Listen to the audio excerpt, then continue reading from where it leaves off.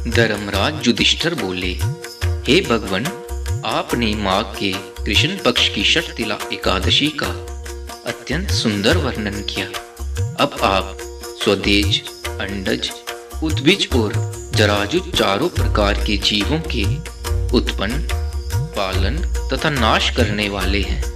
अब आप कृपा करके माघ शुक्ल एकादशी का वर्णन कीजिए। इसका क्या नाम है, इसके व्रत की क्या विधि है और इसमें कौन से देवता का पूजन किया जाता है। श्री कृष्ण कहने लगे कि हे राजन, इस एकादशी का नाम जया एकादशी है।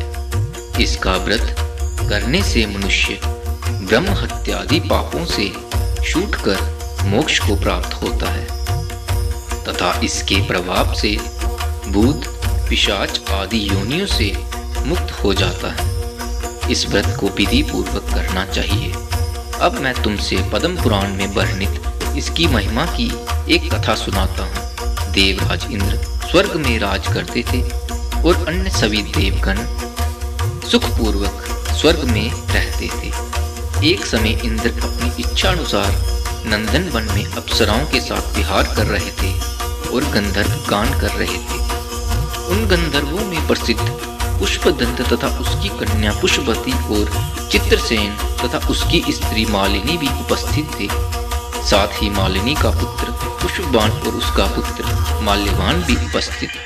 पुष्पवती गंधर्व कन्या माल्यवान को देखकर उस पर मोहित हो गई और माल्यवान पर काम बाण चलाने लगी।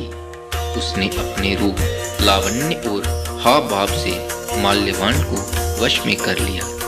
हे राजन, वह पुष्पवती अत्यंत सुंदर थी। अब वे इंद्र को प्रसन्न करने के लिए गान करने लगे, परंतु परस्पर मोहित हो जाने के कारण उनका चित्त भ्रमित हो गया था। इनके ठीक प्रकार ना गाने तथा स्वर ताल ठीक नहीं होने से इंद्र इनके प्रेम को समझ गया और उन्होंने इसमें अपना अपमान समझकर उनको शाप दे दिया। इंद्र ने कहा, हे मूर्खो, तुमने मेरी आज्ञा का उल्लंघन किया है, इसलिए तुम्हारा धिक्कार है। अब तुम दोनों स्त्री पुरुष के रूप में मृत्यु लोक में जाकर पिशाच रूप धारण करो और अपने कर्म का फल भोगो। इंद्र का ऐसा शाप सुनकर वे अत्यंत दुखी हुए और हिमालय पर्वत पर दुख पूर्वक अपना जीवन व्यतीत करने लगे। उन्हें गंध, रस तथा स्पर्श आदि का भी कुछ भी ज्ञान नहीं था। वहां उनको महान दुख मिल रहे थे। उन्हें एक क्षण के लिए भी निद्रा नहीं आती थी।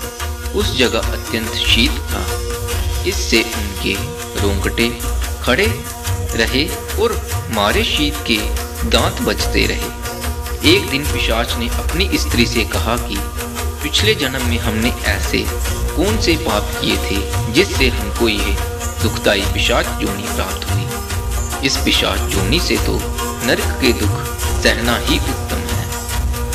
अतः हमें अब किसी प्रकार का पाप नहीं करना चाहिए। इस प्रकार विचार करते हुए वे अपने दिन व्यतीत कर रहे थे। दैवी योग से तभी माघ मास में शुक्ल पक्ष की जया नामक एकादशी आई। उस दिन उन्होंने कुछ भी भोजन नहीं किया और ना कोई पाप कर्म ही किया।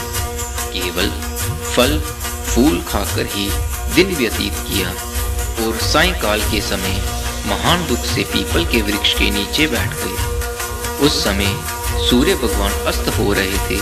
उस रात को अत्यंत ठंड थी। इस कारण वे दोनों शीत के मारे अति दुखित होकर मृतक के समान आपस में चिपटे हुए पड़े रहे। उस रात्रि को उनको निद्रा भी नहीं आई।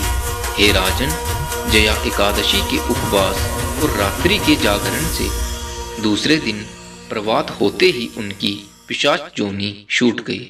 अत्यंत सुंदर गंधर्व और अप्सरा की देह धारण कर सुंदर वस्त्राभूषणों से अलंकृत होकर उन्होंने स्वर्गलोक को प्रस्थान किया। उस समय आकाश में देवता उनकी स्तुति करते हुए पुष्प वर्षा करने लगे। स्वर्गलोक में जाकर इन दोनों ने देवराज इंद्र को प्रणाम किया इंद्र इनको पहले रूप में देखकर अत्यंत आश्चर्यचकित हुआ और पूछने लगा कि तुमने अपनी पिशाच जोनी से किस तरह छुटकारा पाया, सो सब बतलाओ। माल्यवान बोले कि हे देवेंद्र, भगवान विष्णु की कृपा और जया एकादशी के व्रत के प्रभाव से ही हमारी पिशाच देह छूटी है। तब इंद्र बोले कि हे माल्यवान, भगवान की कृपा और एकादशी का व्रत करने से न केवल तुम्हारी पिशाच योनि छूट गई, वरना हम लोगों के भी वंदनीय हो गए, क्योंकि विष्णु और शिव के भक्त हम लोगों के वंदनीय हैं। अतः आप धन्य हैं। अब आप पुष्पवती के साथ जाकर विहार करो। श्री कृष्ण कहने लगे कि हे राजा युधिष्ठिर, इस जया एकादशी के व्रत से बुरी योनि छूट जाती है। जिस मनुष्य ने इस एकादशी का व्रत किया है, उसने मानो सब यज्ञ, जप, दान आदि कर लिए। जो मनुष्य जया एकादशी का व्रत करते हैं, वे अवश्य ही 1000 वर्ष तक स्वर्ग में वास करते हैं।